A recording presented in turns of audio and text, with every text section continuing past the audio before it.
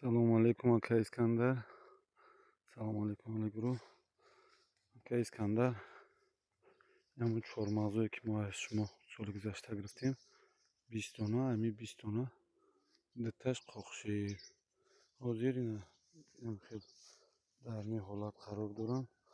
соли гузашта нашунамошон камтар сес буд, имсол хеле нашуда.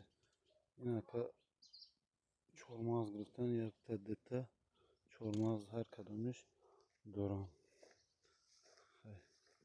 инаш пастар айта нав бомада, ягон якта чормағзишам дора. кадом шохша зада нарост гап ака мо намедонем.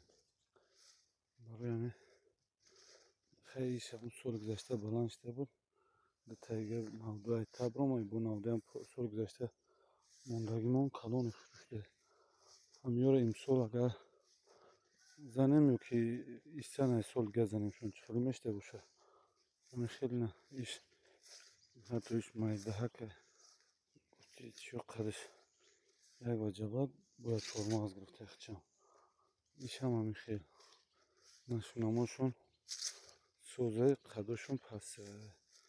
ҳар кадомаш 2-3 чормағзӣ дорад.